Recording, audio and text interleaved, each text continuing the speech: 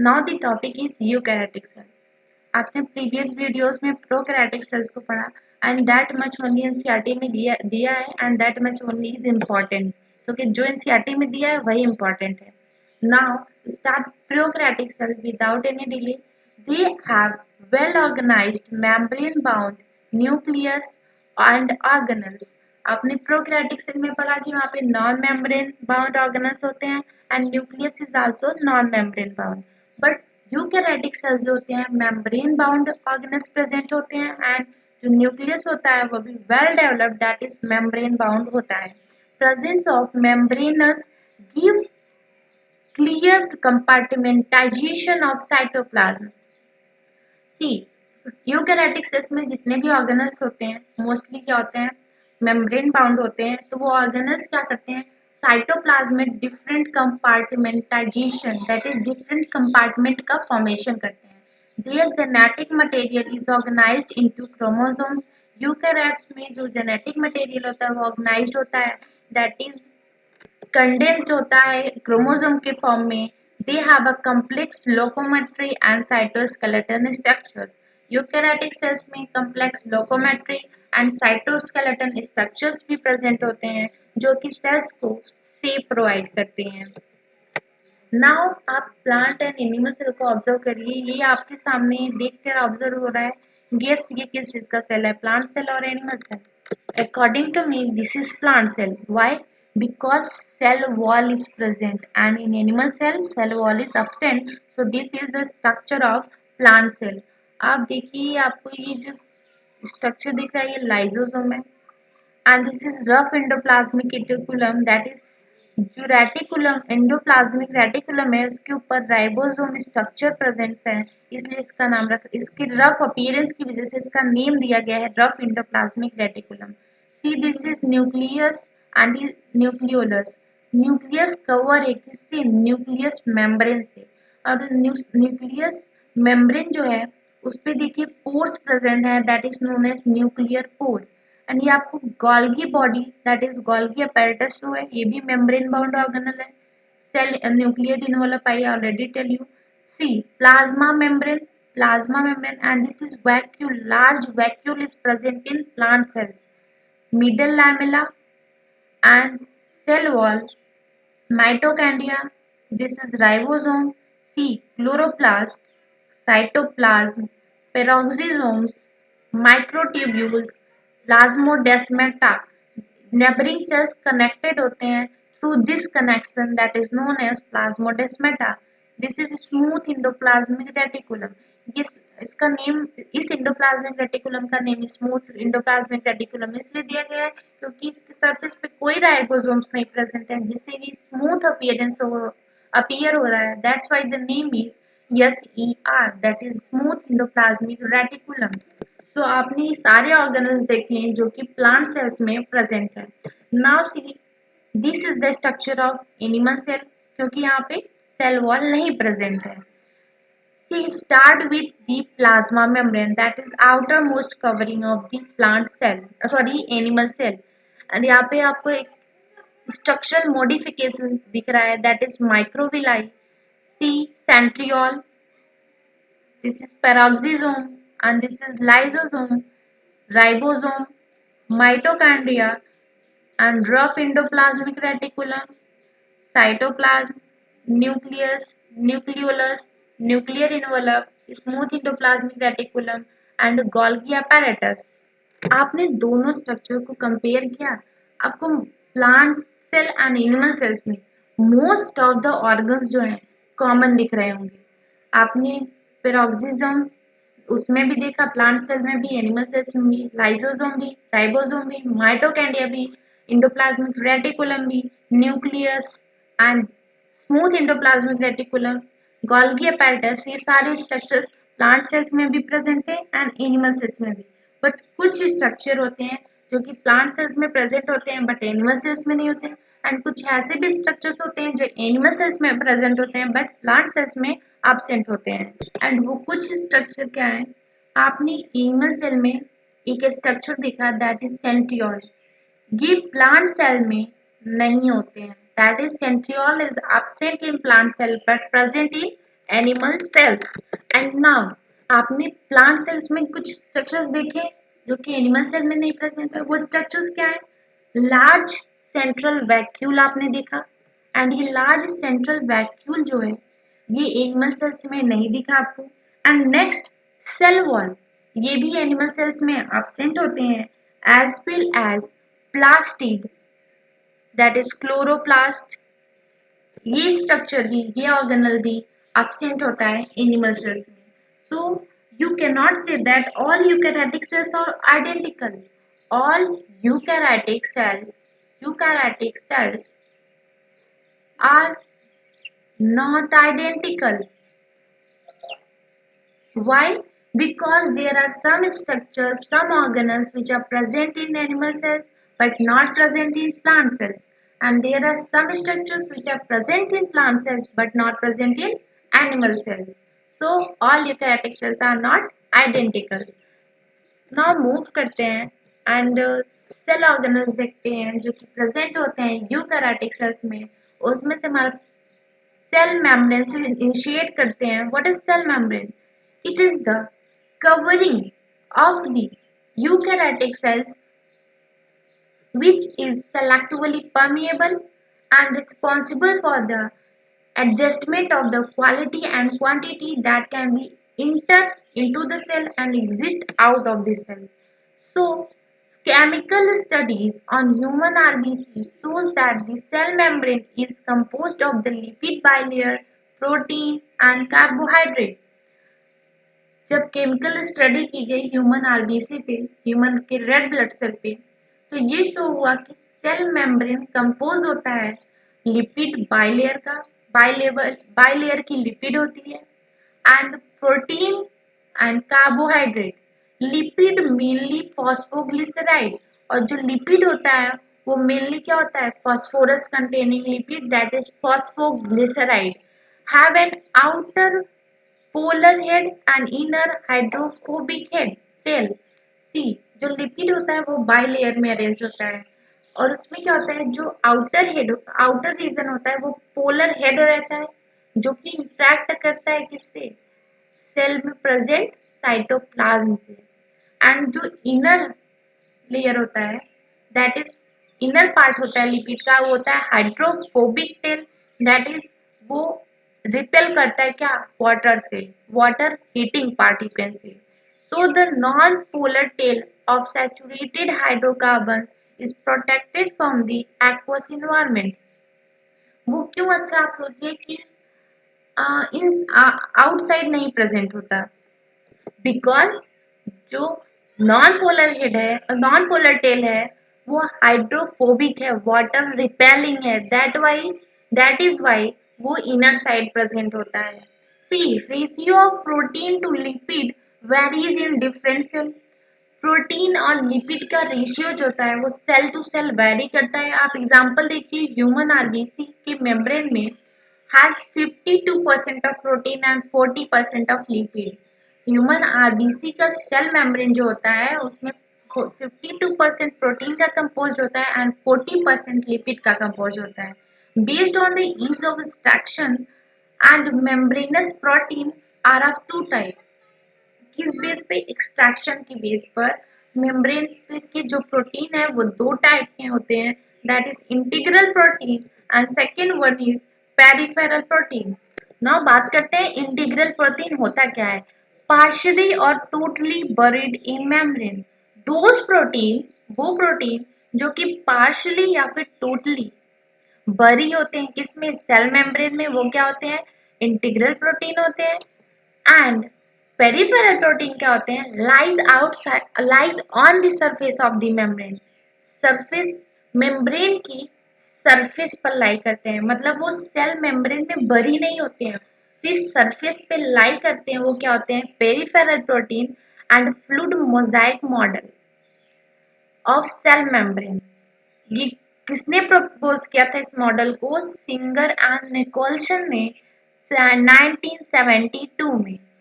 Then it is important that who proposed the fluid mosaic model? Then Singer and Nicolson, and in which year? In 1972.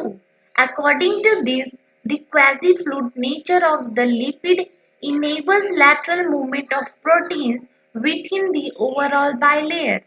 इस model के through क्या है कि जो protein होता है वो सॉरी जो प्लाज्मा मेम्ब्रेन है वो क्वाजी फ्लूइड नेचर का होता है एंड ये quasi fluid nature of protein जो होता है यही इनेबल करता है क्या लेटरल मूवमेंट ऑफ प्रोटीन मतलब प्रोटीन लेटरली मूव कर सकती हैं ओवरऑल बाइलेयर में this ability to move within the membrane is the major of its fluidity and ये जो लेटरल मूवमेंट है प्रोटीन का यही मेजर करता है कि मेम्ब्रेन कितना फ्लूइडिटी है फ्लूइडस है मीन्स कितनी उसमें मोबिलिटी है आप डायग्राम में देखकर ये आइडेंटिफाई कर सकते हैं कि पेरिफेरल प्रोटीन क्या होते हैं एंड इंटीग्रल प्रोटीन क्या होते हैं तो fluid mosaic model of plasma membrane का ये डायग्राम है अरेंजमेंट आप देखिए ये आपके lipid layer see bilayer में अरेंज है मतलब एक प्लाज्मा मेम्ब्रेन है एंड यहाँ पे बाई लेयर ऑफ लिपिड आपको दिख रही है एंड यहाँ पे ये हाइड्रोफिलिक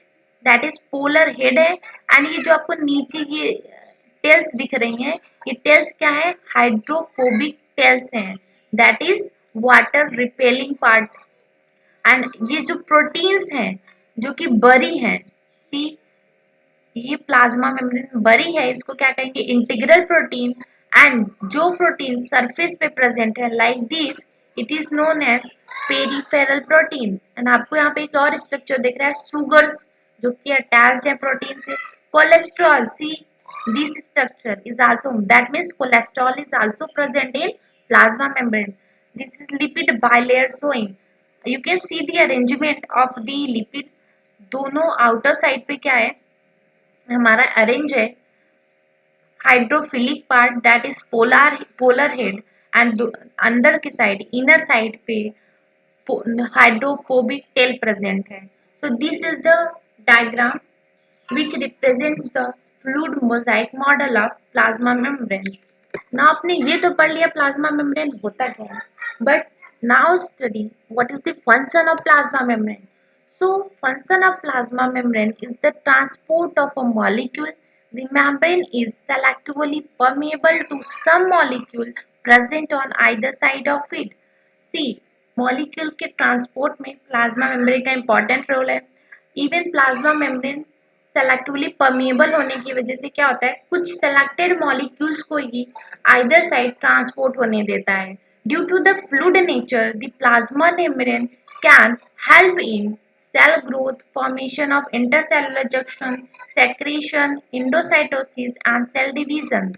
फ्लूइड नेचर की वजह से ही प्लाज्मा मेम्ब्रेन के हेल्प करता है किसमें सेल डिवीजन में मतलब सेल डिवाइड करेगा वो फ्लूइड नेचर है वो इजिली ब्रेक हो जाएगा प्लाज्मा मेम्ब्रेन और सेल डिवीजन इजिली हो जाएगा सेल ग्रोथ में इंडोसाइटोसिस मतलब किसी चीज को इनगल्फ करने के लिए एंड इंटरसेलुलर जंक्शन का फॉर्मेशन जो होता है वो भी एक तरीके का प्लस पॉइंट है क्यों fluid nature of the plasma membrane की वजह से नाउ आपने फर्स्ट फंक्शन क्या देखा प्लाज्मा मेम्ब्रेन का ट्रांसपोर्ट इन मॉलिक्यूल तो थोड़ा transport in of the molecule को थोड़ा डिटेल में देखते हैं टाइप्स ऑफ ट्रांसपोर्ट कितने टाइप के ट्रांसपोर्ट होते हैं that is passive transport and second is active transport so passive transport it is the movement of molecule across the membrane along the concentration gradient that is from higher concentration to lower without the expenditure of energy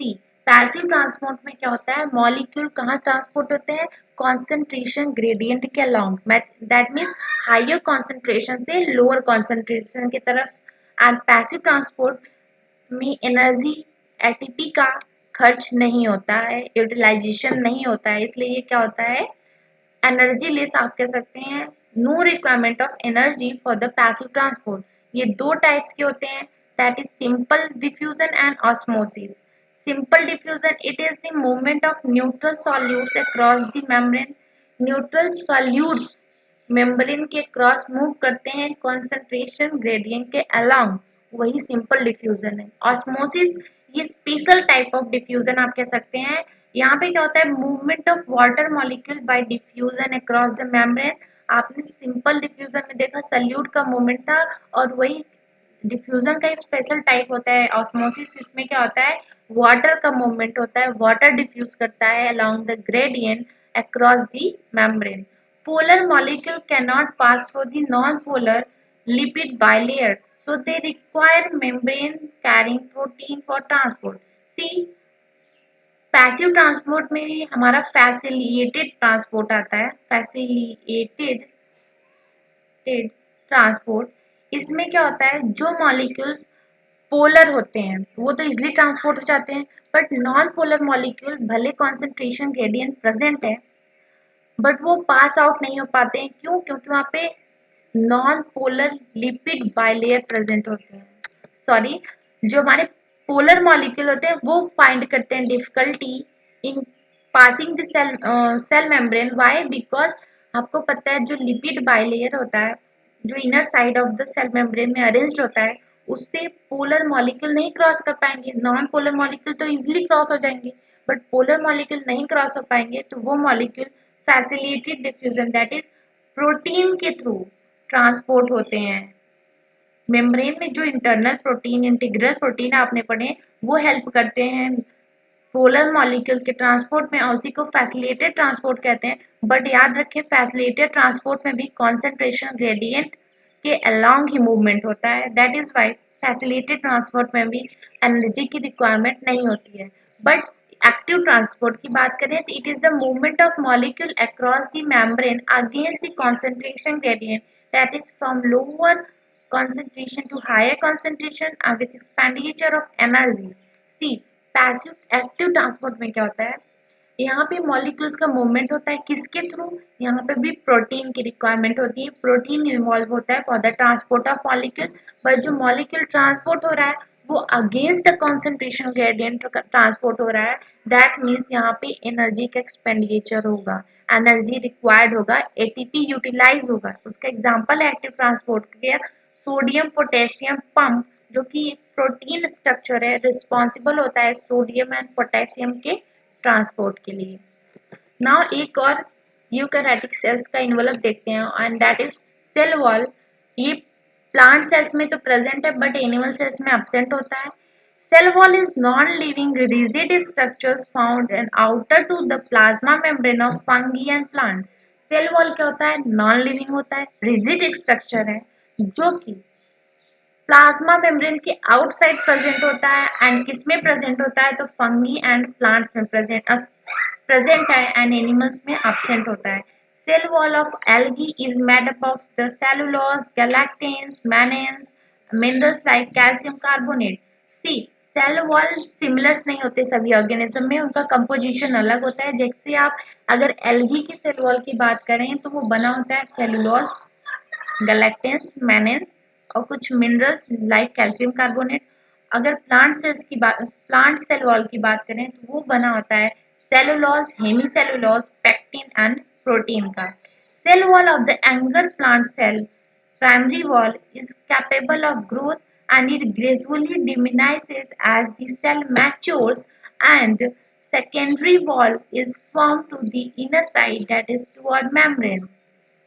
अगर आप young plant cell की बात करें तो उसमें primary cell wall present होता है, but जैसे जैसे सेल मैच्योर होता जाता है प्राइमरी सेल वॉल डिमिनाइसेस, मतलब वो प्राइमरी सेल वॉल डिमिनाइज छोटा होता जाता है एंड वो रिप्लेस होता जाता है किससे? सेकेंडरी वॉल से। एंड जो सेकेंडरी वॉल होता है वो मेम्ब्रेन के साइड बनती है। कंसीडर ये कि आपका सेल मेम्ब्रेन है एंड यहाँ पे आपका प्राइमरी सेल वॉल प्रेजेंट था, तो क्या होता है, प्राइमरी सेल वॉल धीरे धीरे स्मॉल होता जाता है, दैट इज डिमिनाइज होता जाता है, और सेकेंडरी सेल वॉल यहाँ पे डेवलप करती जाती है, that is between primary cell wall and plasma membrane के बीच में हमारा सेकेंडरी सेल वॉल डेवलप होता जाता है as this cells mature. Now, the middle lamella is a layer containing calcium pactate which glues the neighboring cells together. Cell wall and middle lamella may be traversed by the plasmodesmata. It connects the cytoplasm of the neighboring cells. See, middle lamella क्या है, एक layer है जो कि calcium pectate का बना होता है, जो कि नेबरिंग सेल्स को, मतलब दो एडजेसेंट सेल को ग्लू करता है, अटैच करता है। सेल वॉल और मिडल लैमेला ट्रैवर्स्ड होते हैं, मतलब वहाँ पे absent होते हैं जहाँ पे प्लाज्मोडेस्माटा प्रेजेंट होता है, क्योंकि प्लाज्मोडेस्माटा क्या है, continuous link between the cytoplasm of neighbouring cells. वो नेबरिंग सेल्स के साइटोप्लाज्म को कनेक्ट करता है क्या, plasmodesmata, that is the gap present between the two adjacent cells. So these two envelopes, that is the cell wall and cell membrane, that is present in a plant cells, and only cell membrane is present in animal cells. No cell wall is present in animal cells. Now moves to the very interesting topic, that is intramembranous system. We'll cover that in next video.